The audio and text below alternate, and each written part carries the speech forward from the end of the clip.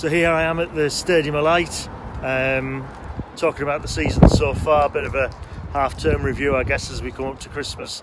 I was coming up to the Stadium of Light anyway today to collect some Sunderland memorabilia and presents that I bought from ALS and from the Fans Museum to give out as presents, so that's my excuse. Kind of weird being here when there's not a game on, but it just seems that last time I was here was in February for a 1-1 draw against Fleetwood, and if you told me then that I wouldn't get to watch another Sunderland first team match for the rest of the year, I wouldn't believe you. And if lockdown hasn't got us now, of course we've got COVID in the squad, so that's really put paid to any football going on. In terms of a half-term report, anybody who's listened to me on a regular basis, family, friends or otherwise, will know how I felt about Parkinson. I just thought he wasn't the man for us. I thought that from day one, but I was prepared to give him a chance. And I do think when we turned the year and we were beating teams like Lincoln at home and had a good result against Wickham, I kind of thought he might have been getting it together and dropping McGeady and getting us playing in a certain formation. Maybe I hadn't given him the credit and he could organise us. But then when I watched us at home to Bristol Rovers in September, it really worried me because we were just so dull. And although we'd had a fairly promising pre-season, it struck me that going into the first league game, we didn't really have any urgency and any real incisive play that we could take into the final third. So as much as I liked the possession, I was quite happy with the formation we were playing as well. I like to see Ledbetter on the ball. I like to see Gooch, Maguire in the team. There was certainly enough there to give us some promise. It worried me greatly that our crossing was poor. There wasn't enough movement in the box generally. There wasn't midfielders getting into the box to support what else was going on. And I think the real, if you like, telltale match for me was that defeat at home to Portsmouth when we lost 3-1. To me, they were the better team, comfortably.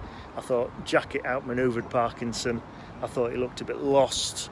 And they had a plan, and the plan was to pressurise us sort of like just in front of the defence where Ledbetter might want to play, and where they might be able to unsettle the back three a little bit. And from that match onwards, I don't know whether Parkinson lost a bit of confidence or the team lost confidence, but I think that was the point we really started to struggle.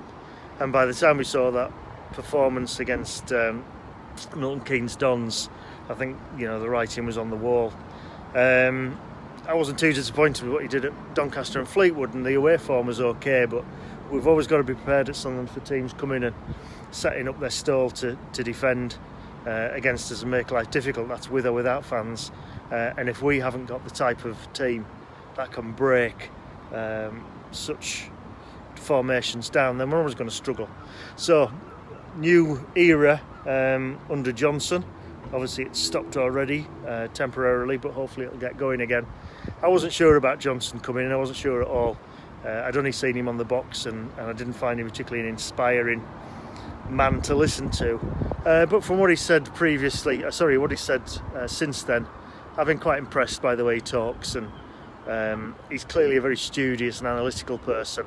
And I think in the modern game, in terms of getting the best out of players, you've got to have something a bit different. He's brought McGeady back in, which is the first great thing to do. We had a bit of a lift off against Lincoln, and I think that shows the promise.